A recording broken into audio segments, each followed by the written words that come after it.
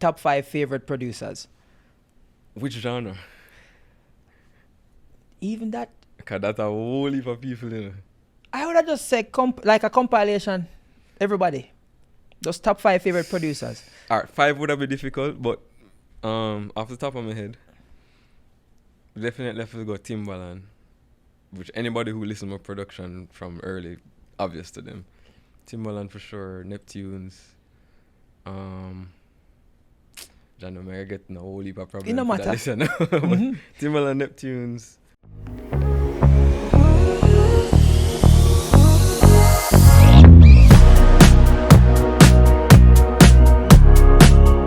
Welcome to the Dale Elliott podcast. I am your host, Dale Elliott. And people, today we are here with the genius himself. Yeah, we're back again. Back again. Yo, Next you know what's episode. crazy? That episode was 2022. Already? That was 4 years ago. Yo. That was crazy. 4 years Crazy. ago. We've never made that for real. Yeah. Hey, people, don't forget to like, share, comment, subscribe, and people listen to the audio version. So I am available on all the audios. Everywhere you see a podcast, you can find me and listen to me, whether that be Apple Podcasts, Spotify. All about. Everywhere. Yeah, Spotify, everywhere. So we're not going to waste a lot of time here. Gully. Yeah. Gully. Yeah. I feel like we'll rise back the culture. Yeah. That we kind of pop in and remind them how it's done. But but seriously though, I feel like the biggest part of that for me so far will remind people about our culture and remind me like, you know, how important it is. Even some of the backlash, what happened, Mm-hmm. that did good for me too, because it showed me that people still actually care about things from the culture. Yeah. So all of it was good to me. And I kind of did anticipate everything, because I didn't really do nothing random. Everything was planned. Yes, So, plan it. Because So, honestly, me and Crooks, which is my Yeah. co-host, big big up up Crooks. Crooks. Yeah. Me and Crooks, we had a whole heated debate about this Riddim. Oh yeah. And him kind of catch me, because I am one of the people that believe that traditional things we must not change them. Okay. Yeah. So I was like, no, we are gonna switch it up. Bear in mind, this is like the episode before Gully, you know. And I said, yeah. no, why would I touch that and make it remain the same, and it's culture and it's important. Yeah. And then Gully drop, and then me end up like it. Yeah. And so it kind of put me in a box where we did have this big back and forth. Yeah. And outside, I just resurrecting something that is, you know, distinct in the culture. Mm-hmm. You also bring back another level of juggling, Yeah. True. Yeah. you know. And I want to say, we've seen, you know, other producers with, you know, big juggling rhythms, and Yeah, you know, for sure, shout for out to the new one, you know, like DJ Mac, Yeah. and Mark, you know, Russian, couple of people. Well, Yeah. enough juggling Yeah. dropped from the other day. man. exactly.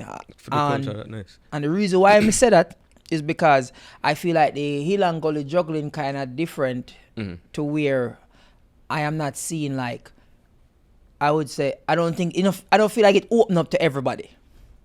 In terms of what? Um, Because the man them definitely voice a million songs on it. 7 million By hit- themselves. by themselves. yeah. Yeah, but I feel like the way how it released different. Oh, okay. So it's like, me feel like it more planned, because me Yeah. say, like, all right, it's like 10 music videos now. Me see a Yeah. documentary I shoot. Yeah. Well, my official releases were planned Yeah. before my start drop. So I did kind of have an order structure how I go drop them.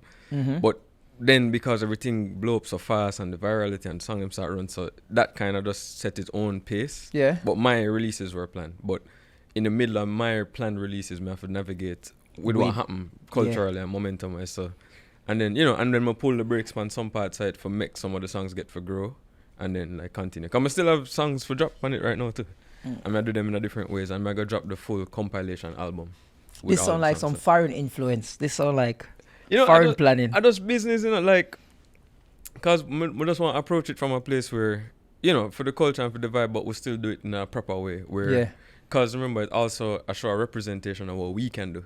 Cause in our sense, like as the producer, we act as the label in this situation. Yeah. So maybe I think like how a record label would do it. You know what I mean? So maybe we kind of fling it out and just drop it like how we used to drop traditional rhythm. If we kind of structure it and make it make sense. Because now I talk about streaming and algorithms and all that. So I have to kind of plan out all of that before we start. So that's why me do it that way, at least. So how you go about explaining that to artists? I mean, so again, it come down to the artists who me work with directly. Yeah. Them understand. So like, I remember even before me drop, I'm trying to figure out what to do. Even Valiant, they come to me and he was like, yo, just don't drop my song first. And like, because and we have a plan, we have a system on how we plan to run out with it. I run out this first, and then when I go post the instrumental, and like I said before, none of the things are really random. I kind of have it planned before, because if you not plan, then you're going to fail. Yeah. And then you're going to make the road plan it for you. Yeah. And you kind of have to have a balance there. So yeah, and I feel like timing important too, because super important. I would say, so this Riddim has been out since like late April, early May. Yeah, I think the first song, Masika song dropped like the last day of April or something like that. So from that to now, and it's actually going up into like, I feel like, it got definitely, this is summer Riddim. And then now it's that take off in some place. It's funny, right before me reach out to my father, when I talked up on the phone, and even him I tell me, say, he must see enough things with it, like in Africa and Asia and things, and like, it's that travel now beyond just our diaspora, which cool. Yeah, as a matter of fact, happy belated birthday to Mr. Freddie McGregor. Yeah, man, the captain. One of the greatest. 78, big milestone, so, yeah, man.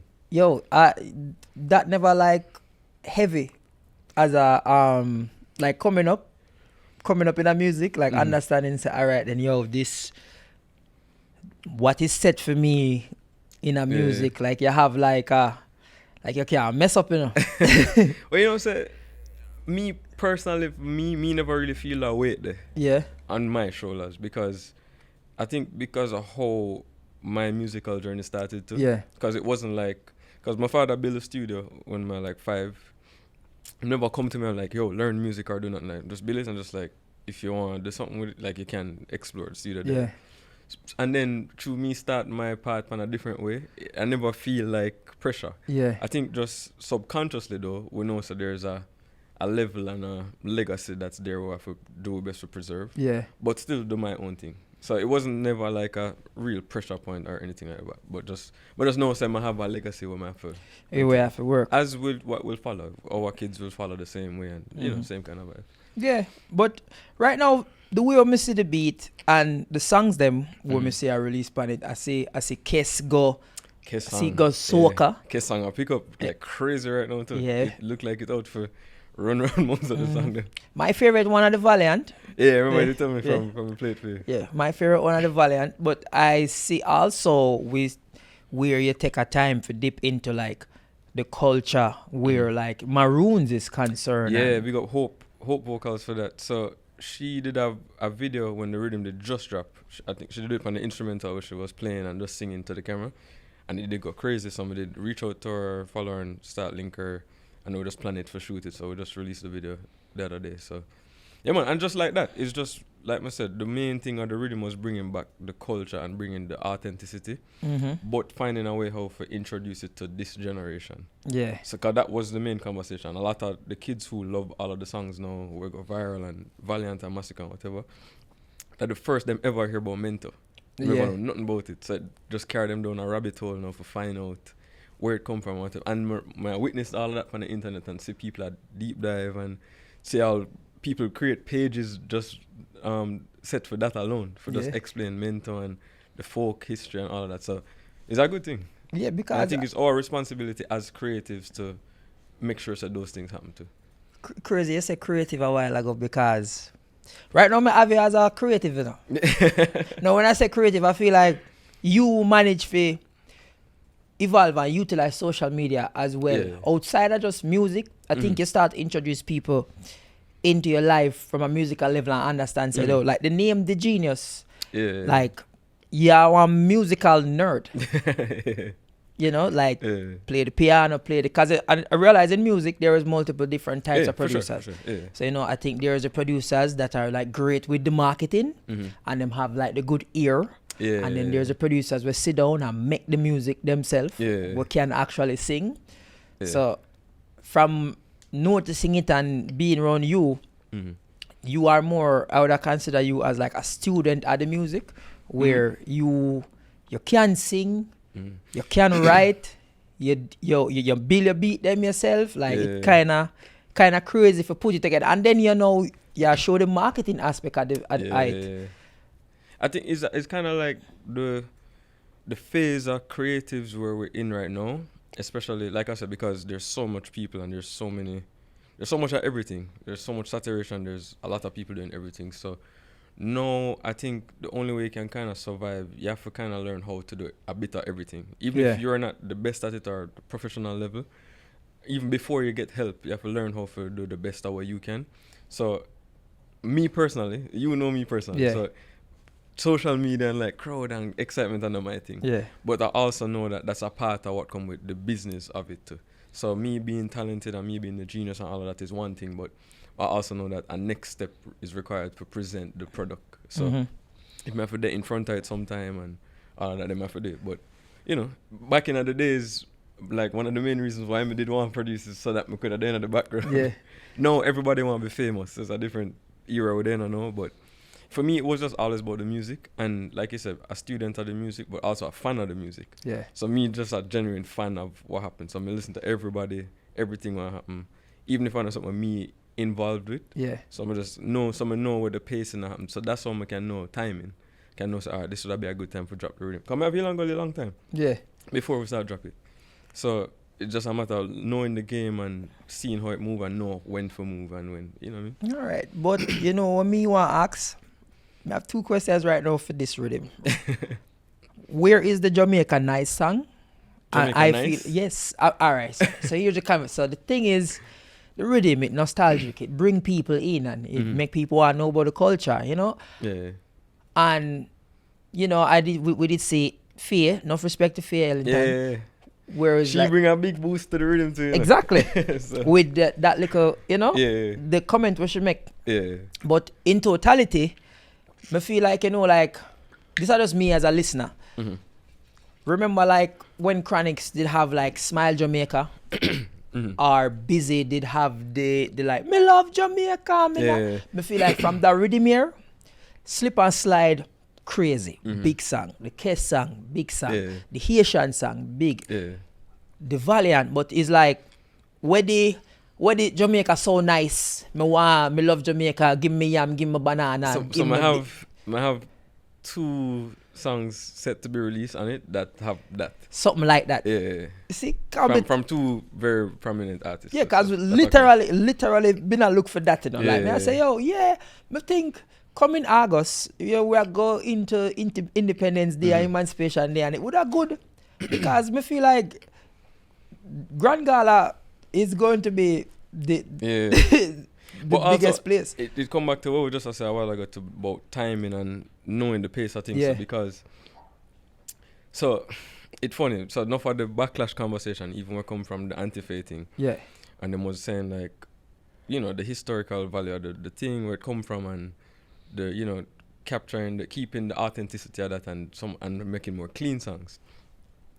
I understand that side of it from a cultural aspect, but again, I also understand the business and I understand the place of where we are. Yeah. So everybody can say something and everybody have an opinion, but me personally, say if me have this rhythm, same exact rhythm, everything, and if I start out with the same like Jamaica nice cultural thing, everybody, the people who will respect it, but we all know that's not what's going to make it go off. So it's understanding business, like them say art and commerce. Yeah. But understanding how it goes. So me say the cultural aspect and the thing them needed to, but I know that it won't get the same attention as like we said, we start with a Slip and Slide or something like that. So it's a balance. So it's reintroducing it to the newer generation who will learn and support the cultural aspect of it, where it's coming from to where it is now. And then you have the people who know about it before and we try to find out middle ground for please everybody. Because like I said, like culturally, we know how it goes. Because most of the people who complain about the song, the lyrical context and thing, respect to them, but they aren't the streaming audience for now. Yeah. So like again, like Antifa, big up, but she's not, that age group is not somebody who are gonna stream the songs on YouTube or Spotify or whatever. So they don't affect the needle as much as the current listeners. Yeah. So, and then the current listeners get a chance for enjoy the music what them enjoy, plus them get to learn it, and them see the chaos and the back and forth, and them get to learn from that too. And it helped, the whole thing helped culturally. Now me see, even if man I drop Riddim and singles, now me see them I use the clean version for preview them songs on TikTok. And I say, oh, like, so the whole thing work hand in hand. Yeah. But you know, it's a thing. I like the way how things are changed, and also it's not like all right. If you're not familiar with the Genius, which you know, if you're up on platform more than likely you are, you've had multiple jugglings. Oh yeah, for yeah, sure. like where control dancehall, where I come from, Cartel Movado, from Bounty Killer, from Cartoon Riddim, come all the way up to like now. How different it is now, we're like creating a beat, understanding what works in comparison to when you did have a, you know, have 7 million CD at chewing in your car at daytime. I think the only difference are really the process, because even like you said, how we roll out the rhythm is way different than how we would have do it before. Cause back in the day, you just drop everything one time, and once radio play it, then it start move. But no, because of algorithms and attention spans and all of that, no, that's why I have to drop it that way. So drop one song first and then build up, and you know what I mean? Because people get tired really quick. So if I drop everything one time, it would just be overwhelming, and every artist have them fan base, and you know, so you kind of have to curate things better now. That's that's the main difference now versus dropping rhythms back then. But everything else creatively are essentially the same. And like I said, you just have to understand the pace of how it's going now, so you can apply that. But same creativity are the same thing though. Are you going to drop a song on the rhythm? I don't know why you feel like it is so You know, so I have one. Don't want to sing? I have one from it long time, you know. But I might put it on the compilation. Oh, so you're not gonna get an official release or Yeah, like that. everything are gonna come out eventually. But I just a pace how I roll them out. So and leave some things for the compilation, because I never have that in mind. So right now, I kind of want people understand you outside of the music, but at the same time within like what do I call it now? Like a little, me have a little section where I do right now, and I'm gonna experiment it with you. So we're gonna have a little quick fire moment. Okay. And more say, you know, first thing come to your mind, if you find out. So serious. No, not really, no. All right. You prefer record a song or perform it? Is it a studio or stage? Which one? I mean, studio. The producer or the artist? Studio is my main place. I don't perform as much as I'm in the studio, so I would have probably just my bias would have been studio. Yeah, got studio. But I also enjoy performing because it's a different way of like bringing the product to people, and it's a different reaction, it's a different element. So I enjoy that too still, because every performance I've done is always a good energy. Yeah, because me personally believe that producers turn people in a rock star. Yeah, and I learned that firsthand. So here what happened. So remember when we met Loverboy, right? Yeah. So me and you, walk me through Loverboy. I say, yo, perform it like this. Yeah. And I edit it, I cut out and chip it back and listen to me, Bridget. I go on show and try perform it. It's a different thing. I give them about 5 seconds because when I open my mouth, I never sound the same way. So I leave it alone. Come with time and practice though, and delivery and all of that too. Yeah, because I'm not like, I don't save enough artists. I don't save enough and artists. just like the reverse, like we couldn't just take up yourself and go up on a stage and do what you do. Yeah, that's a whole different ball game from what exactly. We do. So, in terms of like favorite dancehall or reggae, that's tricky. Cause mostly the dancehall, so obviously again we have a bias, especially from a fan standpoint. But I grew up obviously with reggae. My father being who my father is, and just my household in general. I don't know. I feel like I'm kind of 50-50 with that. 50-50? Because I still use so much of the influence from both things to merge. For merge what I do. Most people obviously know me for dancehall. I have enough reggae hits to where people know some do, like Always on My Mind and them type of song there. But mostly dancehall. But I would have said 50-50. All right then. You prefer make music in the morning or in the night? You know, so that tricky. I never really think about that, you know. I like working in the daytime now as an adult. I think because I spend so much of my youth life. I work late hours every single day. I like when we can see the sun. but it not really matter to me. I guess I just whatever the vibe is. True, me know. Hey, artists, me always hear people there in a studio. Some mad 4:30, 5 o'clock. Yeah, no, for real. Well, this kind of difference. What you drink for energy drink? I always run here. I never see. You're not a coffee person. We drink tea. See, you drink tea. Yeah, or just water. Yeah, come in and drink at all. I'm in a smoke, but tea and like just my energy just work until it done. So when my gas done, me done. We're done. Who is one artist, whether dead or alive, who you would have loved to produce a song with or work with? That list is long, you know, because Stevie Wonder was always one of my dream collabs. Dancehall tricky, come I kind of do everybody in that already. I was trying to record Supercat one time. Funny story about that. We need to figure that go. It never reached far, but after I did the Pepper Riddim, when they get Shabba Ranks, man, that big up the legend, and that was game changer for everything. So my next thing, I said, alright, the next Riddim, I go for Supercat. So I link one of my dog them where they in New York, where they own him. I'm shouting him, I say, yo, bro. And then I say, yo, my brother Genius, yo, I got you. Whatever you need, bro, I got you. I say, yo, you know something, I try to get Supercat. Man just pause and say, yo, anything else I got you on, bro, just not that. So it just looked like it's a man where not as easy for deal with, but I mean, but yeah, I mean, I don't know, the list long. Dead or alive, obviously you have the Michaels of the world, you have the Bob Marley and thing, but alive, would I say Stevie Wonder would have been one.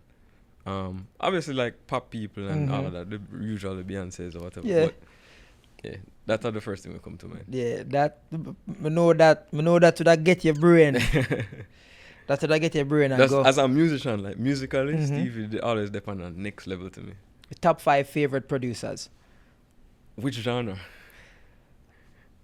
Even that. Cause that's a whole heap of people, you know. I would have just said like a compilation. Everybody. Those top 5 favorite producers. Alright, 5 would have been difficult, but off the top of my head, definitely have to go Timbaland. Which anybody who listens to my production from early, obvious to them. Timbaland for sure, Neptunes. John Omega getting a whole heap of problems. It no matter. Timbaland, Neptunes.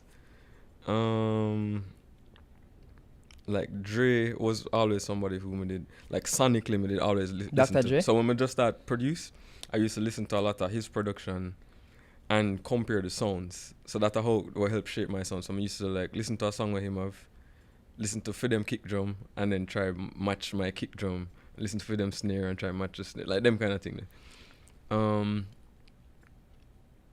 Wow. Then you have obviously from Jamaica side you have the legend them, the King Jammies, the Cox and Dodge them, all of that. Your 5 I talk about it. We know why does your 5 favorite? Rough, cause I feel like I go through different stages with different people. I don't know how much that must say a while ago. Like Pharrell? 3? No, Neptunes. So Neptune. Kanye. Kanye for sure. That's one of the goat them to me. I don't think nobody can flip samples and do production, approach it from a way how him do it. Yeah. Kanye for sure. My brain go blank on him. But Jamaican producers too. Like most of the people who were before me, the Don Carleones, the like Lenky them. The list crazy. Dave Kelly, Tony Kelly, obviously. It's hard to choose 5 though. Yeah. We'd have to sleep on it. When you listen now, I kind of say, oh yeah, it's actually a lot. Yeah. But I start to realize, with just being around musicians and being around people, I realize that a lot of producers are actually great writers. Yeah, I mean, you there with me and Yeah. see, and some you there on me when I write hit and run and Yeah, most of the song them. Yeah, So it's just that was really a shocker to me for like Yeah. be in the rooms and just like see. All right, and I feel like as a producer when you start like it's like you can. I'm telling you what you do great. You know how to. I would walk in and you have a song, and I would be like, I know exactly who you write that for. yeah. Yeah. But you know, I get this from, so I explained this to Idona last week when we were saying it. So this I want to learn from working with a lot of pop people, especially like Swedish writers. Yeah. So them locking on a thing them like phonetics. So the how you pronounce certain words and things. So is a thing I'm gonna use when I write songs for people. For example, like I write song for Shensi, I write song for Jada. There's certain words that I know that Shen wouldn't pronounce the same way, or like Jada would have sound good saying certain things. So for example, when I write GPP, Yeah. me and Jada never worked together before, and I did just write the song, I demo it and just have it, and when I think about who it would have make sense for. So when I think about Jada, I never worked with her yet at that point. But I listen to some of her other songs, and when I think about how the verse sounds, you know, stop text me, you know, stop calling me. I say, yo, this sound like how she would have sing. And then, you know, obviously she get it and put her twist on it and make it her own. But little things like that, them things that when I learn and apply it, and it usually helpful to the process. And just, and little things like tones, you check people, the key them where them sound best in all of that. But that's a whole separate skill though, because it's not something that everybody can do. Like in terms of producers who write, Yeah. it's a handful what me know about personally, but it's a good skill set to have because you know you create the music and you kind of have the best idea of where you want the rest of the composition to go. Or who you want to sing it. I think that actually Dave great. Kelly, Tony Kelly, them man, they're like the greatest man. Them something there. Like them man will just write a certain way or just make the simplest word and it just sound like the best thing just because of how them say it. And then you're responsible for the delivery, all of them something there. So All right. So this might get in a trouble. put on my shades for that one. what would you say is your biggest pet peeve as a producer when you work with artists? It not have to be something bad enough, but just something where like you can't bother with.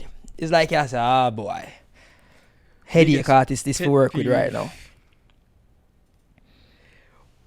I think the biggest thing for me is the frustration we come with.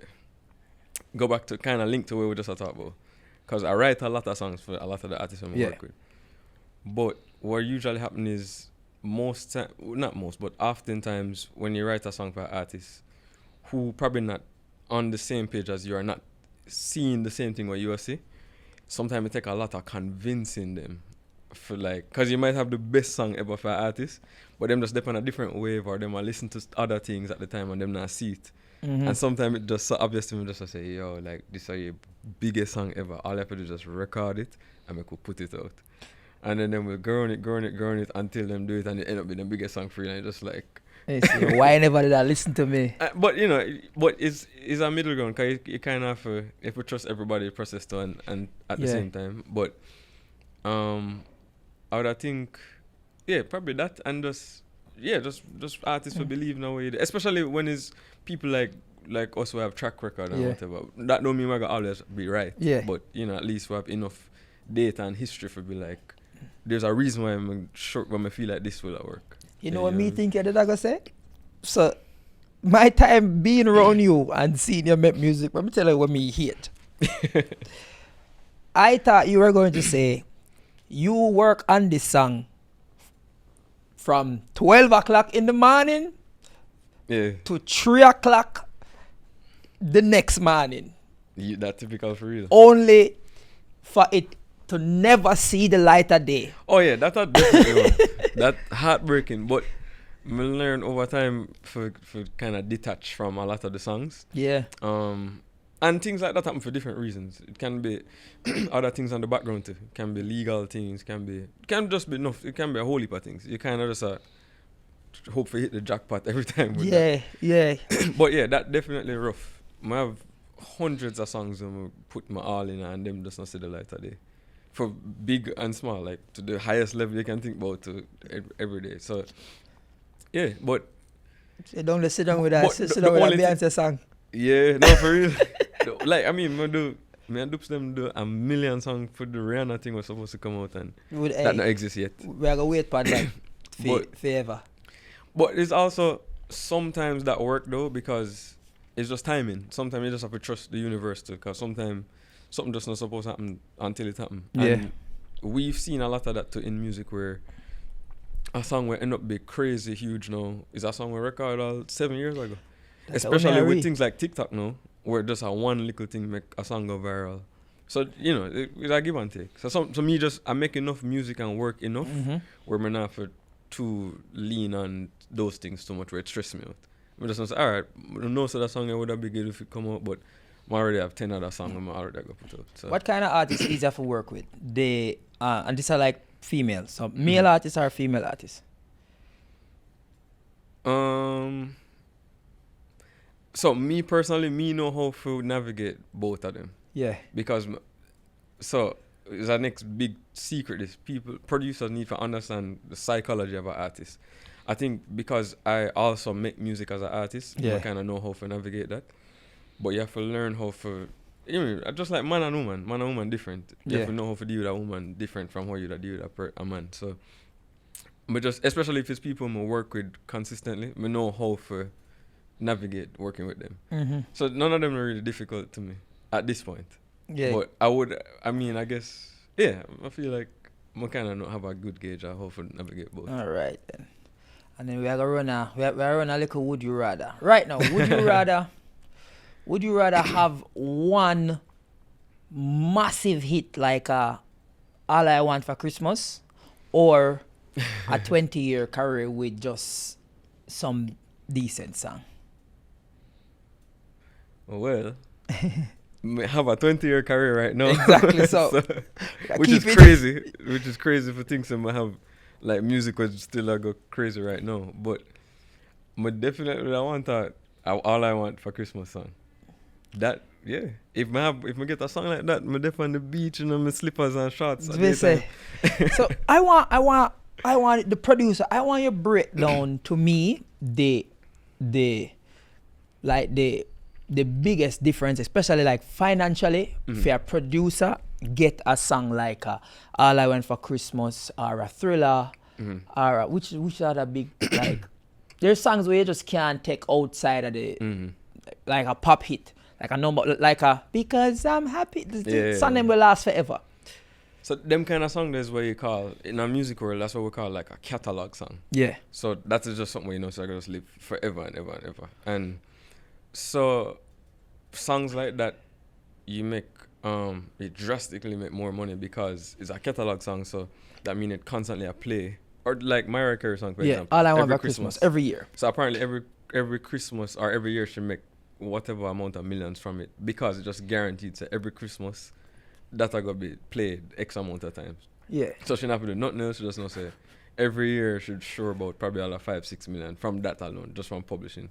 So if you play on the radio, you're gonna earn from that. And then that would have been the biggest difference with having a catalog piece like that. Yeah. It's like because it's like intellectual property where it's gonna last forever. You have some songs now where get a spike where like bust now and it viral, it probably run for a year or two, whatever. And you make a lot of money still, but it's a whole different ballgame from a song where you earn consistently from. Well, for put in context, every song make money forever, Yeah. But it's just about the spikes. So like for example, every song make money forever. Yeah, every song. Whether it be $1 million or 1 cent. Yeah. It's still like make something from it exists. Because it plays somewhere if somebody stream it. Somebody play it by accident, somebody click it on YouTube. It gonna earn. Yeah. But the catalog piece them like that now. Like we know so when Christmas come, everybody have to play the Mariah Carey song. Yeah. So we know so that's gonna be a different level of earnings. A song we might be crazy popular now, we don't know if it's gonna last forever. So we just have to kind of see where it lands, and especially now with algorithms, because like when you release songs like Spotify or whatever, it will go crazy in the first month, and then you kind of see where it lie, and then it kind of just base there for the rest of the time until something else happen with it. It might go viral, a TikTok thing might happen, and then it spike again. So them kind of thing. All right. So like from what I gather, as the producer, you're not performing the song, but you're making the song. Mm-hmm. So and it feels like a lot of back end earnings for like which means you're saying to me there you might not see $1 from a song for like 1 year. Okay, so typically as the producer in, Yeah. so it's tricky. If if you're a producer who owns the masters of the song or any part of the masters, then you'll make money from that based on how well the song does. Yeah. So most producers, pan a typical like placement song, like you produce something for a big overseas artist, you have a percentage of the master, like a 4 or 5%, whatever. If like for dancehall, most producers act as a label. So in most cases, you own the master with the artist. You and them own it half and half or whatever the share is. In terms of the other side of that now is publishing.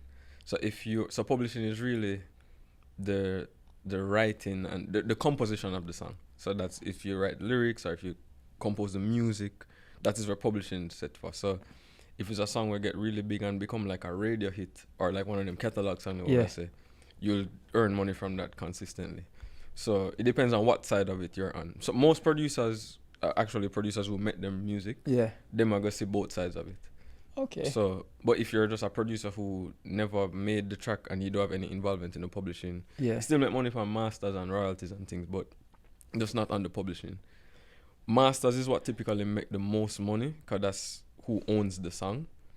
But it also depends on your percentage and all of that. So, all right. But for like master, the term master, when you say masters, would you compare the masters to like the raw footage of this podcast where you can go and like so change whoever stuff owns the song really. Well, so here, put it like this: the easiest way for explaining it, publishing would have come in like the ingredients, and then the masters would have come in like the meal, the creation. So the publishing are the things that make the song, the lyrics, the rhythm, the music, whatever, and then the masters now is the ownership. So like your podcast, you being Dale Elliott, you own the masters because this is your podcast. No, the publishing or whatever would have been like, oh, we are created now. Me and you have the conversation. So this episode was made by me and you. So if in our music terms, if we would have to share that, it would have been me and you make that episode. But you ultimately own the master because this is your podcast. So when a label own a master for a song, them own it, them can... Most times, obviously, them have a split with the artists and the people involved, but they own the master. And then them can administer it and the different things, them can license it, them can put it in the movies, them can sync it, whatever.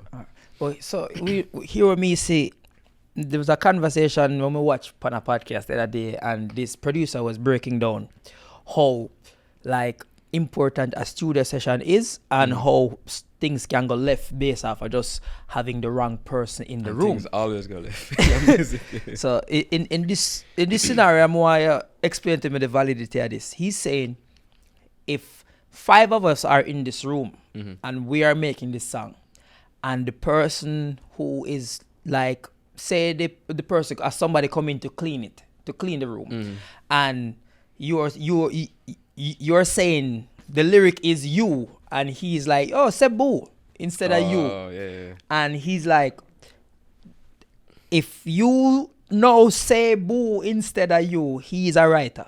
And he can put in a class or whatever them call it, and that can stop everybody around from making a dime off the song until it is no, settled. for sure, them thing that, you know them situation there already.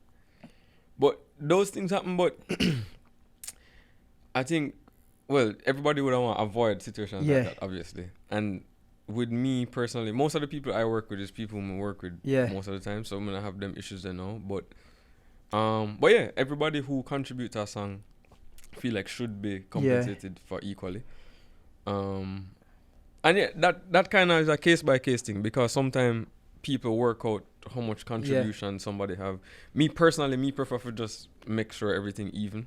So like if a bunch of involved, I just do it across the board. When I like count everybody contribution. That's basically like come and learn this from a pop split. Yeah, exactly. People, explain what the pop split is to these people. So that's like, it's 4 people involved in making the song. We just split the 100% 4-way. Okay. But some people like get technical, like we write a song and they'll only get 2 lines. So I could give him like 5% and then me take 15 and the next, like, I like work situations like that. Because to me personally, every part of the creation is valuable. You might get, so look on a song like Sweetie song, which is is that my bestie in a Tessie? Yeah. Like, that are the catchphrase of the song. The person, whoever wrote that line, probably just did write that line there alone. But that are like the thing we would think about when we think about the song. So you could have said, well, I just one line, give him 2%. But the grand scheme of things was like that one line probably make the whole song. So, you know, personally, me, like, just do it even and just keep things easy for the youth. Yeah. But a lot of other people approach it different way and like be like surgical with it. And just me feel like if we make music, we just make music and we just keep the energy clean and we just not try complicate it. What about that when the song bust? Yeah. Even like a lot of the hits on me produce is songs on me write 100% by myself. But I also still share publishing with artists. I'm not going to do 50-50 because I write the whole thing and make their music and everything by myself. So I'm what you would call 100%. Yeah. But I also mindful when I give people songs, even though me write the whole thing, I still get artists publishing and make them feel compensated too, because me write the song, but without the artist performing the song, the song don't exist. And them do a really important part of bringing the song to life too. So songs I'm write for people like Shensi or anybody else, I always give them publishing just like, but the song would have just there on my laptop as a bad song if the artist never do it. And just make everybody feel, treated fairly. You know what I noticed, and I did have to ask, because so me and Crooks, we have an interview with DJ Mac, and he was basically saying, he's like, yo, working with an artist, I never understand that some of the times the producers pay for the videos. Yeah. The producers. In dancehall, that's usually what the case. Yeah, that. We act as a label. Yeah, that's that's like the difference between dancehall and so in Jamaica is like, so the producers are kind of like the labels. Yeah. Well, essentially, that's what we do. That's what we act as a label in that space. So what that does is two things. It make it a little more difficult for put out as much, because like for example, back in the day, like what I talked about, when I drop juggling, just drop the 20 song on the Riddim and then whichever song work, whatever, and then whoever video can shoot or whatever. Now the landscape is different because everything visual. Yeah. So now we have to, like when you see my beer video for Hill and Gully, where we have to pay for shoot all of them videos and pay for marketing and all of that. So me as the producer acting as the label, I take on the risk of that. Because we can do all of that and the whole of the song them miss and gone away. And my investment just go down the drain. So you run a risk, but like I said, if you plan it properly and you believe in it and you make it make sense, then it work for everybody. Yeah, if five of them, if we make 25 video, and 25 crazy, but so you make 10. Yeah. You make 10 on it, I think it. But then the flip side of that is, if it works, then it works in your favor, because now you own a much larger share of the master than you would if you were working with a label or something. So for me personally, I much prefer working on stuff that I can have ownership in than getting a placement with a big foreign artist. I'm still do both, but to me it's just like, if I can do my dancehall thing or whatever it is, just my things where I have more ownership on, and it work on whatever level it work on. Sometimes, so being on both sides of the fence, I have songs where I work on just for dancehall artists or just local things, and I probably earn more from those songs because of the share that I have in the master versus a big international artist where people that's like, yo, you work with that person there. But my share on the master is so different. I'm not gonna make anywhere near. Especially with the name, because if them have a certain name, me not lie. If me I like Jay-Z, man, me I give you 2%. Take it or leave it. You want to work with Jay-Z or not? But you're right. It's a give and take, because like if you work with a man like Bad Bunny, and you have 1% on a Bad Bunny song where stream 1 billion streams, you're gonna make money regardless. Yeah. So you kind of just have to, like me in a phase of my career now when we just make like calculated decisions like that. My go work with everybody and whom I work with and thing, but business wise, I make calculated decisions based on things like that. So some people will do things I'm gonna charge them not at all. Just be like, yo, I'm not gonna charge you a fee. Just give me a bigger share of the master. And then some situations when I know say it's just a situation, one-off thing, chances of something happening massive with the song, we just take off payment fee and still have my rights and my publishing and my whatever same way, but just, you know, we work case by case. So like me say, Bad Bunny, you produce something for Bad Bunny and it's a 1% thing. It's a world of difference from, you know. Would that be the same thing as when you mentioned, would that be like swaps? That are like work. Oh yeah, that's the next thing too. Yeah. Come we do swaps with people. So yes, a swap is like when you do a song for somebody and instead of getting paid for it, you just do like a swap deal. So them owe you a song. Or me owe you a song or you owe me a song. So no upfront payment now for him. Oh, so a man put that on paper? Yeah, because, all of them things in our contract, man. Yeah, man. Like, so whatever song, you owe me a song. Yeah. That all risky too, you know. Not really. I mean, no, when I once say it's risky, in I mean paper though. it good. Yeah. No, when I say risky, I mean like who to tell if the swap no work? Like, yeah, true. You know? There's always that risk with anything. But yeah, I mean, most when you see people like Drake and Future and them and they collab, that's usually what them do. Instead of like Drake booking and charge fee. Future and Future and charge Drake. Them just know say, oh, you give me something for my album, I have you on your album when you need a feature. Like, you know, them kind of vibe. But the legal teams and whatever, them have all of that in paper. Yeah, so them know, so this is why we're not charging a fee, because this is going to happen. From what me see with music, I think the creation of music, good. And I feel like that is the easiest part of the music. Yeah. The part true. when you're creating it. No, for sure.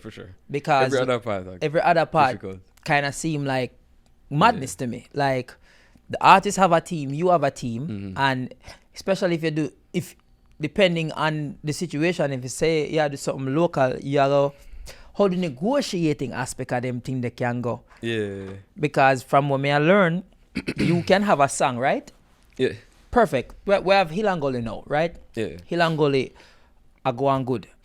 People always mention me like that about samples and stuff like that. Like even you say when you listen to like the drum pattern from like a Timbaland and this and that, I get the inspiration from it, which I show the importance of like sampling. And how you can have Hill and Gully right now, and we are familiar with that beat somewhat. Yeah. Now, who to stop a man where did have a drum where it beat something like that from 1925? If you come and say, yo, me need 50% of that. Yeah. That's where the teams and thing get involved still, because you always, you have a team in place for protect yourself from things like that happening. And those things happening on music all the time, man, like coincidence or whatever, or people intentionally sample things and or use something that's inspired from you without clearing it or whatever. So, no for them thing to happen. So you make it. So you ever see like can we call it lock up? I call it lock up because me did mention it to you. There is a Black Eyed Peas song. Oh yeah. In it, me did I hear. Oh, them sample my song. Yeah, body good well. Yeah. Will I am It's My Birthday song. Yeah, It's My Birthday. Yeah. Like me there, me I know me I don't there, me you and me know me produce a song there. Yeah. Me I give them a call. Hey, I need piece of that. Yeah. So that's with that situation, that was a similar thing. So them did the song come out. Somebody sent me the song. I think somebody work on radio. It's probably Chrome or somebody who did have the song. Them sent it to me. So when we did we just link my publisher and just send them the song and send them the reference where them take the sample from.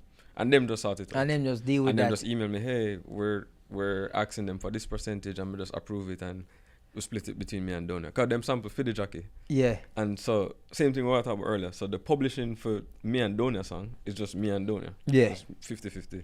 So we get a percentage of the publishing from Fidem song and then me and Donor just split the publishing. I love that. So them thing that happen for real. And them thing are like a little easy layup. Like now if we go through the hackling, just like them sample it, them never clear it, them never know. Or whatever the case was. We reach out to them, we get it sorted out and it done quick. Yeah, if we're going back and forth and I would love that. I think that's the best part. I would love for just damn me as a producer right now and just see Drake just release a whole beat. So Lenky who produced Dual Riddim, him probably get that every week. Cause every year somebody big sample Dual Riddim. So he just probably just, if me like him, but just there, I refresh my email every day. So that is like a legacy beat. No, basically. for sure. You know what really, like, Let Me Love You, the DJ Snake song. Yeah. Like, we can't even count them out a song we do all the sample. What the beat is that? What the beat we have? Everyone fall. Me feel like that beat there gets so much. Oh yeah. Everyone fall in love. Tory Lanez sample that. Yeah. But that's a Tony Killer rhythm, I believe. I think so. Yeah. I might be wrong, but yeah. That rhythm there one of the like. Yeah, but same thing. Them have to get them publishing or whatever for that too. Yeah. So yeah. That's one of them big dance rhythm there. Sometimes what people do, if them don't want to sample the master, them try to replay it, so that you don't have to clear the master itself, and you can just clear the publishing. So you kind of save some money there. So save some money. Well, me still not done with the would you rather them enough. Yeah.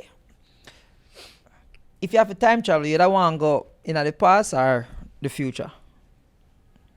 In the past, maybe. Yeah. In the past. You'd prefer going to the past? If I can time travel? Yeah. Yeah. Because I could, for one, would I buy Bitcoin when it's $1? One. Less than that. Just buy $1 million. Mm-hmm. But no, for real, like, to me, I wouldn't really want to jump into the future. Because I feel like I enjoy the journey of life. Yeah. You know, so I don't really want to. Going to the past, I can fix things when I need to fix, can do things, can, get insights on things. But, yeah. And then I always listen classical music. Not classical, like older music before me. Same, like Michael Jackson them or Supercat, whatever. I'm always used to say to myself, like, yo, I love the studio and then I met this and just see what. Be a fly up on the wall. Like. Yeah, so them type of thing there for sure. You prefer be rich and unknown? For sure. Or rich and... and... never hear the rest of the question. Just for rich and... You're right. Yeah. To me, that's the ultimate winner. Me like have a peaceful life still. No? Me like when I can just do my thing, can the place and just be normal and just just live enough to keep on. Yeah, me don't need the constant dopamine. Yeah. Me like can just do my thing and just. If you ever choose one meal to eat for the rest of your life, what would you pick? One meal? Yeah. It's rough, you know.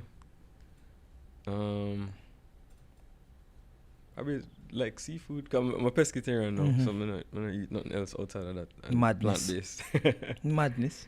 Probably like a Jamaican food, like a steamed fish or something like that. Maybe. All right then. Steamed fish for every day. Born with a killer virgin. Or mackerel and rice. Mackerel and rice are the thing too. Mackerel and rice. Yeah. Me not have that in years. What? this come to my mind. What is the weirdest thing you ever see an artist do in the studio for prepare? Weirdest like in preparation, thing? Yeah. Cause everybody different. Yeah. Wow. Really weirdest thing. Come to the studio and say artists drink tea, some artists drink water. Yeah. What the weirdest thing you ever see an artist do, like before them perform, what them ever do? I don't know. I don't really see them around much like craziness like that. To see nothing like It out not of to the be norm. crazy. I just like how them prepare. Some man don't talk before them sing. Yeah. Some man, Yeah, like things like that. I would have said like, or I'm in a session with somebody one time. Usher. One time when I work with Usher, me and Tira and them, they do some things with him. And I remember there was one song that him did want to get a certain sound on. Yeah. But him didn't even sound like raspy, like Just Wake kind of vibe. And him go sleep in the studio. And just wake up like 5 o'clock and we're still there. And him tell him engineer must start ready now. I have the sound now. And then him knock out the song and it sound how him did like that early Just Wake Up kind of sound. So him a performer say, I'm gonna like how this sounds, so I'm gonna sleep. No, I think would they do some other things before they get to that song? If my memory serves me right. This was a little while back in LA. And then, but I remember for that song, because I think Tira and them they did the demo. Yeah. And then was like, I have to have that sound there for that record. So, but other things that are going, would they still produce or finish out the previous songs, And then we just go like in the booth or something, and then we just sleep. And we're there till like 5 o'clock, and then see him jump up back and I say, "Hey man, ready now? I have the song." I'm gonna say, "Yeah, that man." But crazy. besides that, yeah, other things like vocal warm up, like Mr. John Legend, them did like some intense vocal things before them record and things like that. I heard that same John Legend is somebody who. Well, I did hear this about one show. A friend of mine did tell me, say him and him there a reason before him perform, and then he was just like, I have to stop talking now, because I have to rest my voice. So I'm just no more talking till show time. No, see y'all in sitting there? I'm just telling him, say, yo, quiet. like, I'm going to stop talking now here, and just call it, and just not talk again till that time for him to perform. So you have the opportunity for Vice two biggest legend them in my era coming up, that are Vibes Cartel and Movado. What would that be the biggest difference? Like, how is it Vice in Vibes Cartel versus Vice in Movado?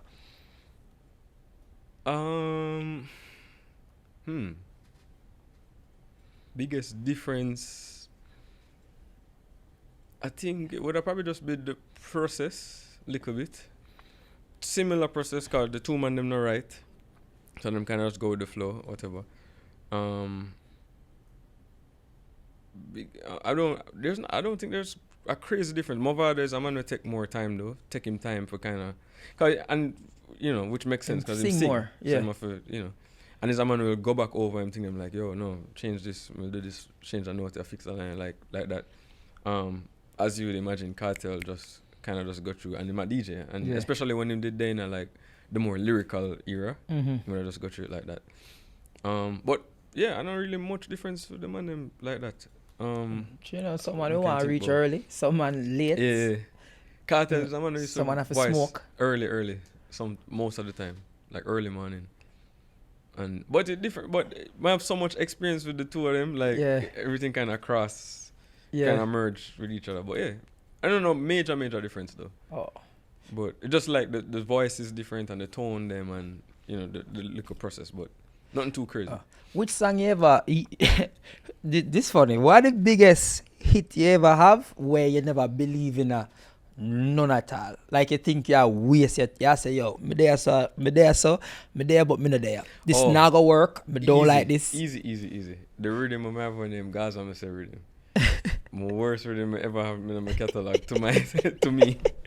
But it ended up working and post on it. I get hit on it, but that's when me say say Gaza, me say. And the Cartel love the song on it. Pandi Gaza. Me say that. Every time I hear the rhythm, even today when they play in a party or something, I just cringe. I said, General Star. Production and lame. Yes, I never ever liked this. No, but here what really happened with it. It was Beanie they have the idea of him song. Yeah. And him linked me with it. Like I work on other things, whatever. The time I worked on 5 different rhythm one time, a bag of something happened one time. But Beanie showed me the idea for the song, and I said, in my mind, I said, Jano, so I really like the idea. But Beanie, like, what am I gonna tell Beanie man, I like the idea, yeah. And at the time, I was young to me, like 17 or whatever at the time. I remember him DJ from him. In my mind, I said, Jano Star. And then, I don't remember what happened, but the man catch me in the studio one day, one away. And I said, yo, I have to go build a rhythm for this now. I'm DJ from him, build a rhythm quick. Just like a quick thing I put together. Quick 10 minutes to build a rhythm. And voice the song. I'm like, alright, whatever. I just one of them songs there. So right before I go drop it, because being the other man was like, yo, I have to drop this now, this week, blah, blah. I said, man, pressure me over that little idea, you know. But right before I drop it, I played for Cartel. Him the father, obviously, because being as a Gaza, and him and Cartel are part of them time. Yeah. So I say, yo, I'm played for Cartel and Cartel here, and Cartel say, alright, I'm do something on it, and him do the song him do. Life over death. Tell him, oh, Gaza, tell him. Yeah. And then I'm like, alright, cool. I'm just put out the 2 songs them, and the 2 of them work, 2 of them hit, and but to me that was my least favorite production I ever do. It was just like, the sound and everything. But I'm grateful though, say it work. Yeah. And I'm not ungrateful, but I know my usual like, where you're confident in and it go work. Usual, yeah. And the reverse. I have enough things I'm put everything in and them never work. So I just timing and just some music work. But that I want for sure would stand out in my mind. But if you say my least favorite production of me ever do, that's the rhythm. You ever can you talk about swaps? Mm-hmm. You ever build a rhythm and you never have no faith in it and you gateway or somebody and it worked for somebody else?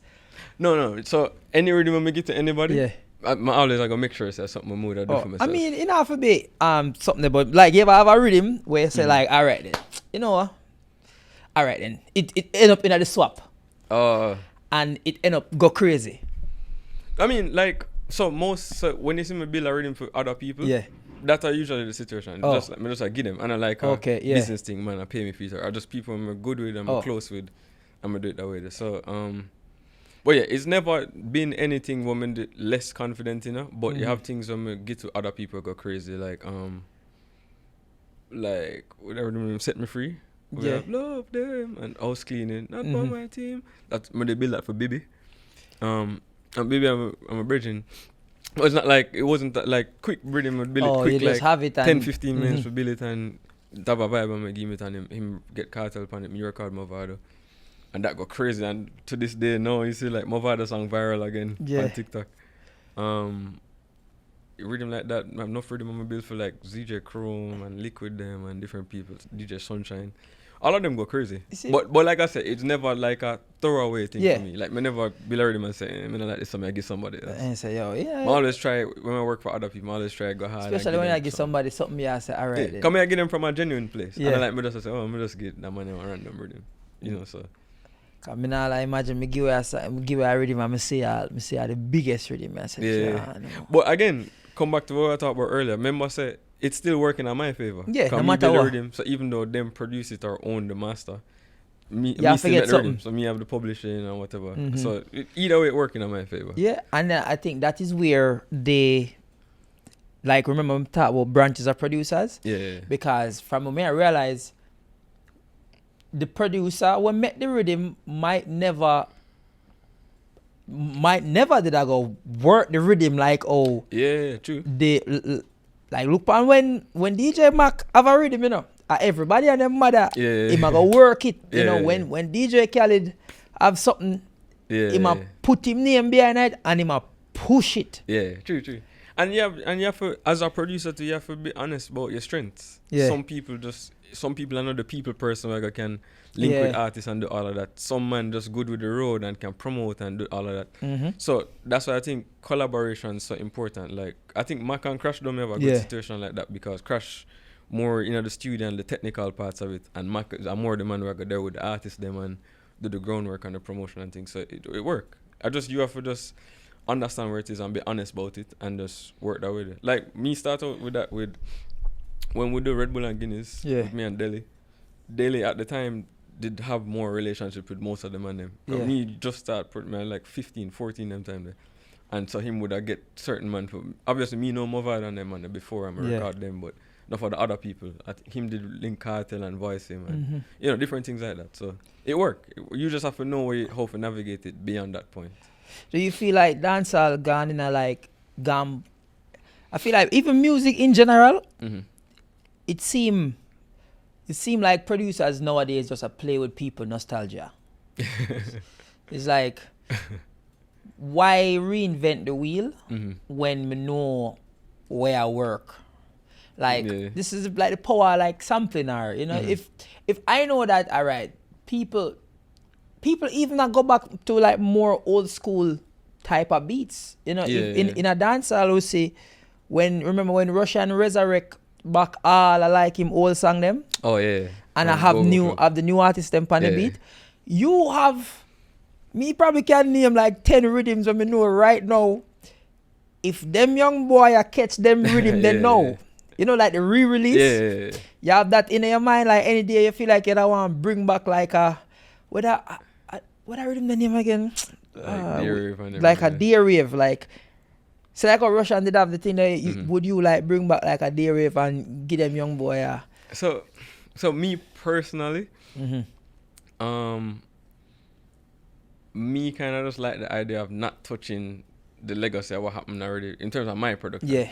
I'm not gonna ever say never, but for me, like, especially because like I feel like I just have so much more new creative ideas right now. Yeah. So it's not a priority to me to try to bring back none of my old production them in that way. But like I said, it's again the vibe of the place, all of that dictate that. Come, I might say this now and then maybe do it next year. But it's not something that my ever, because especially because the thing them so classic and already so legendary. you know, it's kind of tricky for me to like go back into it. And like, I'm still actively at work on things now. So I'm not like, yeah. But you know what's so funny with music? Like you can say that and that can be your stance. And me can just be an artist and go up on YouTube right now, take exactly, that rhythm, release a song, Yeah. and the song I go work. Yeah. And suppose it start go crazy, cause it go stream your whole catalog them. Exactly. Yeah. And then the business aspect it go much easier for you. Yeah. No, but, for sure. But that's just me, cause me couldn't do music because me I go be like, we call them producer, they were like one everything. You me have a rhythm, you know, and you go all and it go bust, you know. I need 98% tight. No producer did that for real. But like, so that happened with. Well, what my dad said before is that sometimes the nostalgia come with, like, music and culture in general go through different phases. Yeah. You have a time in just the world when people lean on certain things. We have a time when the whole world they lean on disco and techno, like Dua Lipa, them, all of them songs that they just sound like 80s dance music. And then you have a time we'll move from that and then they must sample be R&B and like Kelani, them type of vibes. So it just based on like the good music that came before, it based on that. And then so like Kanye West early production them, him the most I sample like the Shaka Khan them and like them old school vibes there. So I think for dancehall specifically now, we're in a zone now where I go back to a specific time period. Like how everybody there sample the 90s alone at one point. Yeah. Like Dave Kelly, so special with No Games, whatever that rhythm the name. That's Dave Kelly rhythm them remake. And you know, so it's just a different phase. So me know say with the body I work with, me have with my catalog, that I got be a time when at this everybody a sample from, whether it's now or a couple years from now or whatever, you got your beer man a flip Red Bull and Guinness, 12 gauge, power cut, all them rhythm there. And when that time they come, just that time there. So we just have to see where the pace and where the era them land. Speaking of catalog, that is mostly a conversation that I hear internationally. Outside of Jamaica, like how does one, whether artist, producer, preserve them catalog? Because when I think more music, is it that do you have like a piece of like a booklet? I say, all right, these are all my hits. This is what is considered as like my catalog. Yeah. Because I would think a artist like a Shabba or a Beanie Man, Bounty Killer, I start to realize that the younger the artist, I would say is the cheaper the catalog. When I say cheaper, is like time. Yeah, I know what you mean. So for like you know that been in the business now for 20 years, I would say now the day rave and the power cut, wouldn't it be more valuable? Wouldn't it be valuable now? More valuable now than when you just release it and it did hot and I run the place? Well, it depends. It depends. All of them things just boil down to what the catalog earns. Yeah. So if you have something, so like for example, like how I just say, my bill Set Me Free Riddim, and my other song Viral Again, not by my team. So obviously everyone involved in that will now see a spike in whether the master rights or the publishing or whatever. That I got reflect on with statement then because there's so much usage of that song now. When it's a statement, do you get music pay every month? Well, it depends on where it's coming from, but usually monthly or quarterly or something like that. So you'll see statements so you can see. So you would see things like that. So that wouldn't make that part of the catalog be more valuable now if you get a jump from where it was before. Because before it would have probably just cost at a number where that I wait every year or whatever. But it worked different now because like the numbers were me see for example on like something like Hill and Gully now. Yeah. Because it's now and it happen right now and it more current to it a lot different from my mood I see from some of my back catalog too. Yeah. So the two things valuable. It's just good when you can. So basically building a catalog is like building a business. Yeah. So you build it and the valuation changes over time and it go along. And that's why you have so much people sell catalogs or sell part of it or whatever. So yeah, it's just up to you how you want to navigate it from there. But the catalog stay valuable because like I said before, everything earn. Yeah. Whether I got earn enough money or a little bit, it's still I got earn something. So anything that earn anything can be valued and can be sold or whatever you want to do with it. So would you sell your catalog and just say a man come to you right now and say, all right, Stephen, how much ever million, every song that you made before today, I own it. People approach me with things like that still, like right now. The man just buy a catalog and say, me keep this. But, well, for me, I make so much music, and making music is so easy to me. Yeah. If an opportunity that makes sense, beyond just the monetary value, that's something I would consider, because I wouldn't sell my catalog just for have the money in the bank and just say, yeah, man, I'm up. Yeah. Like, my have a plan for it. Because I'm still so young to, just like, we might live our next how much year, like, you know. So, if there's an opportunity and something specific we might try to do, then I'm open to that. You have some people more precious about, like, no, my music, like, can't ever let it go, and I pass it down or whatever. Me not really think like that personally. But again, it's just thinking about the business aspect of it and the opportunity cost, really. I sell it, I can make more. Me make more music right now. Like, my catalog was always there and it always exists. And then now you see this year, I had a whole next level of my catalog, and that boosts it to next level too. So it's like, and then I have more production to put up, I have more rhythm for drop, I have more things. So, you know, I can look on it like that. I can be like, I have so much more years ahead of me. You know what I like about producer? I feel like as a producer don't have a timestamp on them career. Oh, yeah. Where as an artist can act, an artist can give you a good 5-year run, 10-year run. Some artists can give you 1. Now, as an artist, the second year bus, your first big song, the clock start. It's like, like when you go on bus. It's like, all right, how long before you actually on bus? I feel like your career go through so much stages, and you ain't even 40 yet. Yeah. But you know, I think the longevity of my career, if you'd ask me how, I would really say, because it's a couple of things. Obviously, the music and the consistency with the music is one thing, but the approach is so much more important too. Because I never approach it from a place where I put myself in a position where a timestamp can put on it. Yeah. So, for one, I never ever put myself in a competing position with anybody. Like, from my boss till now, I never ever see myself as competing with anybody. But just always know, so my thing, the genius thing, I just the genius thing over here. So everything else will happen. I never position myself, I go against a person or nothing like that. So people don't see it in that light because you don't put yourself in that position. So like Cartel and Movado, for example, dancehall put them against each other. We will never be able to separate So you two. can't separate them. So if Movado hot like fire, everybody expect Cartel hot like fire, and vice versa. So, you know, even though that's just a which is good. random And I think, example, but that just for sure. I think for dancehall and music, that for the brand of dancehall, that is kind of what dancehall is. I mean, culturally, that's how we are in dancehall. But, and you know, obviously, me I said this now, enough people compete with me, but me never see myself as competition with anybody else. So I think that have enough to do with how me able to navigate my career over time for so long. I just do my thing and in the mix and pop out. I'm ready for pop out and always have my thing I go on in respect to whatever else I have. Yeah. Because I just position myself that way there. So and yeah, that helped with the longevity a lot. Because again, like most people don't survive in music past 3 to 5 years. Exactly. And me, my first hit when I was 15 years old. like that more than 20 years ago. So is a thing. And I mean we have to be grateful for can do that too. But yeah, cause I take. It's not easy for last even 6 months in our music, I can tell you that. But I always tell new artists and people who know boss it, these are the best time of your life. Because the second your career start, like your boss for real, you're there on the clock. It's and like, everything all right, will matter now. Way I do is like it might not work. Because I see you make, so you do dancehall. And I feel like there was a period of time in a dancehall when you did just kind of just cut.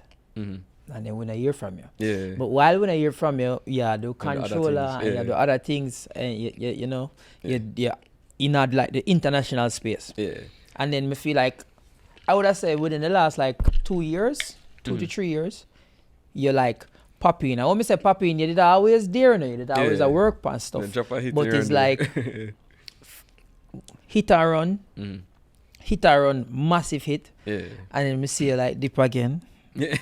And then you say, all right then. Good. And then you say, all right, and then you do the GPP. Mm. And then, but this is to me, in the last 5-6 years, Mm. I would have consider this rhythm as like your baby. The rhythm when I feel like you kind of come out with the most and be like, all right, everybody will perform. This is the first rhythm itself me dropping at years. Yeah, everything else on me just like some one-off single. And yeah, it's just like myself for the sport of it and just for the cultural energy of it. And like I said, it's just my position myself now where I'm able to do that. Mm-hmm. If I feel like drop some crazy things and just turn the place upside down, I can pop in and do that. And if I feel like just make some other people do them thing, but just disappear again until I'm ready. But again, it's because of how my position, my career, and like it just never, like people know me for have rhythms or run the place forever and whatever. But me never position myself like, yo, my intention is to run the place and whatever. So you can't put that against me. Mm-hmm. So if somebody else come and start run the place, then I'm not to do with me. Because me never tell you that are my intention. I think that are the safest way for market yourself. And it's not even not even strategic. That are just how personality. me feel generally. Yeah. Because I don't see myself as competing with nobody. Because I don't think there's anybody else in dancehall space, especially, who can do what I do. So it's that thing where me just have that and my confidence come from competence, I guess. Hey, so me just over here so and we can and just be a fan of everything same way. Same way me think. No matter compete with nothing. You not compete with nobody. It's like it is to me. My work is there. Yeah. And because I enjoy music so much, like as a fan for real. Because I listen to music just as a fan. I listen to music of people that never thinks of me would have listened to or things that me wouldn't do none at all. But I love music as a fan. So if I put myself in a competing space, more than I compete with everybody then. Like more can listen to music and enjoy it. I don't want to listen to a man Riddim and I say, yo, I should I do this and do that. You know, it just enjoy music. Yeah. For you. So, you know. What you tell an artist, say, yo, that song ain't already, you know. Just like that. I mean, we not in a softer way. Yeah, because, you know, artist ego and serious thing. But, I feel like producer, if me want producer, me would have ego to do. Yeah. Me would be like, yo, Virgin, listen to me. If you not listen to me, you can't work with me. Yeah.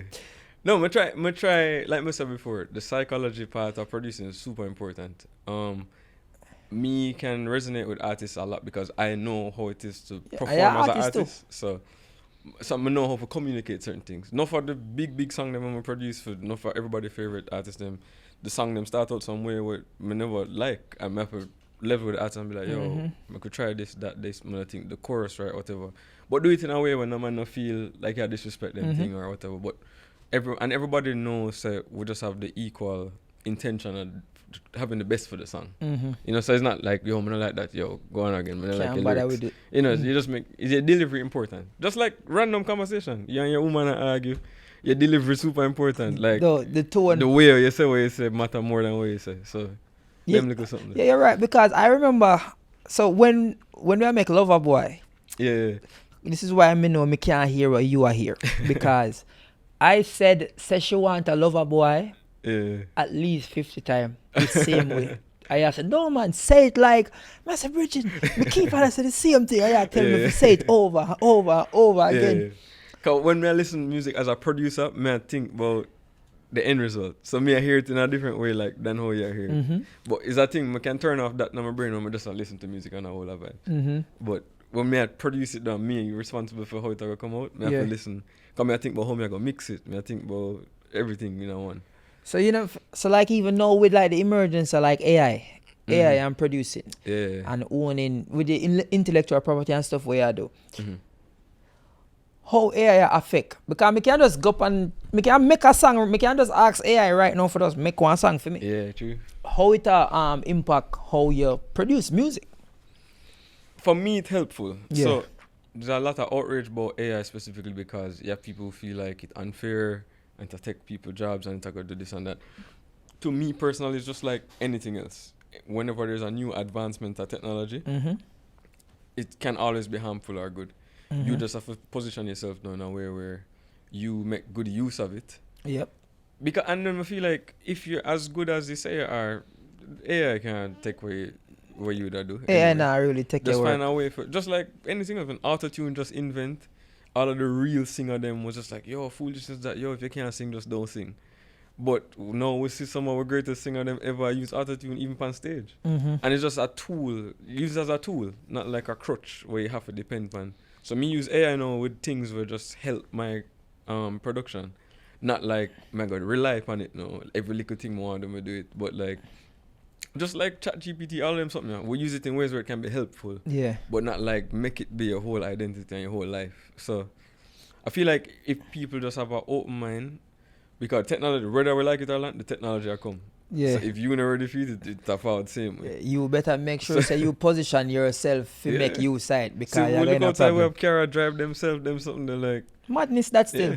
To this day, me not gonna ever.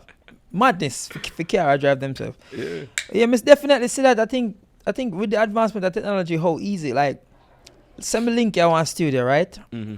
And me see you make music in your yard, Yeah. on the island in your kitchen. Yeah. No Bad. big song we make that way there. And then me see you go in a one studio, like we go Sound Factory in a LA. Yeah. And then me see a room with one big board with whole heap of knobs and circles and what is the biggest difference? Because if you're telling me that I can just take my laptop and this same microphone that we're shooting podcasts with, that has been, this is the what? This microphone has SM7. been, yeah, these my have favorite been, mic for record myself, man. exactly. And these microphones are from like 1980 Yeah, Michael something. Jackson used this mic for Thriller album. I think I've eaten record most of the song them. So this alright. And them not change nothing. Sound the same. Yeah. And them that big soundboard that we see Dr. Dre Yeah. twirl the knobs and The difference I think is always the skill. The person and the skill. yeah. Because me start out doing music with all of that. The Yeah. big board, I start produce music before I have a computer for Pro Tools. So my music did up on tape.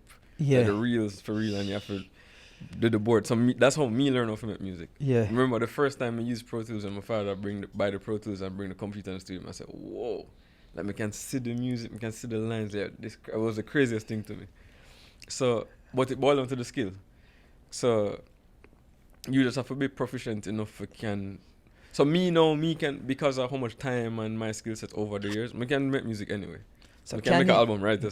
So can you listen to a song and tell whether it was made in can you tell where a song was made? Like, can you be like, this song definitely record yeah, this definitely in our studio with some big fancy equipment versus You can tell when it's not done properly. So like, if you're just not for example, if you're just not a good engineer, yeah. even if you're in a multi-million-dollar studio, you just not go do a good job. The equipment not go can save you. But if you're a great engineer and you have to record, you have a deadline, you have to go record the artist now in a bathroom somewhere. Also, that's for the engineers. Them bugger thing here. Yeah. So it's not for the producer then. Well, kind of go hand in hand. Because again, it's boiled down to the same thing. If you're not a good producer, You're just not gonna know. no matter where you're there, you're not going to do the right thing. Some of those spaces, like the type of speaker you use, whatever, affect the decisions where you make. So little things like that. So like you're better off a mix with good speakers rather than mixing with headphones. Yeah.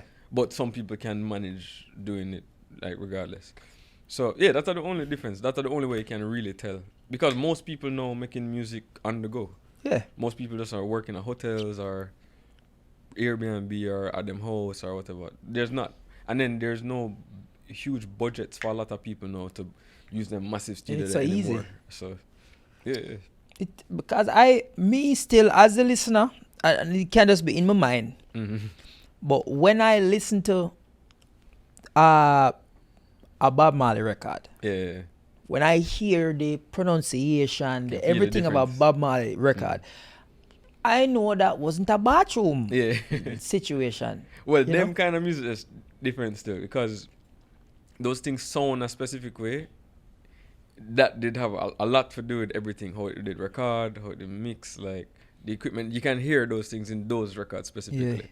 But with music now, with like how so much music happen and so much of it sound and feel similar, it's hard to differentiate. So somebody can create that same vibe of music right now from them kitchen And nobody would even realize? Yeah, it depends. Because we have modern music that still carries some of them feeling there. Or, so it depends.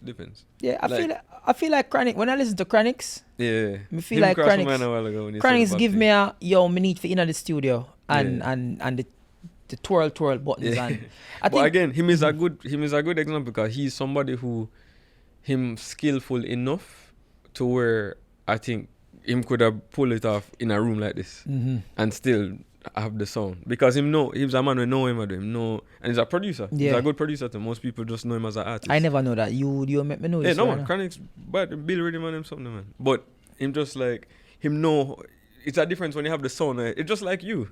Yeah. You know how to use them things for real. Yeah. So if me give a GoPro, you probably can get a better quality out of it than me. Cause me not as savvy with camera and thing, but you are gonna shoot something with it will make it look like a $10,000 camera.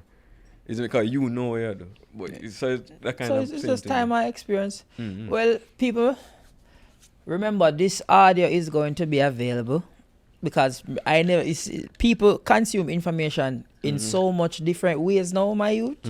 So it's like me should be like, I'm gonna just record the video, and then me I realize like, oh no, people want hear it, people can drive or listen to it, people can do all of them something there. But me definitely enjoy that reason. Yeah, people, me need to comment. Need to go stream the man song them, stream the man Riddim them, and with this was a very informational. I learn a lot today. Man. We try something different. People, me I go Atlanta. Big show. Yeah, me have couple shows. Me I go put the little thing right here. So you should the tour. The tour now, don't. Yeah. Tour now, don't. Yeah, it's funny how life work. Hey, hey, let me know how to feel about the fit. Cause me I try. Yeah, find it. Me I try cause the girl serious. The girl them keep on and come and talk about you and ask like why your skincare routine and them thing there. See that water. Yeah. Yeah, my girl ask you why your skincare routine. So the people them need to know. But me I try compete me there. I try. All right, people. Respect for forward. Yeah, I hope you enjoy it. People don't forget to like, share, comment, subscribe, and comment who you guys want me to interview. Yeah. All right. Run it up. All right, we're out of here. All right. Yeah.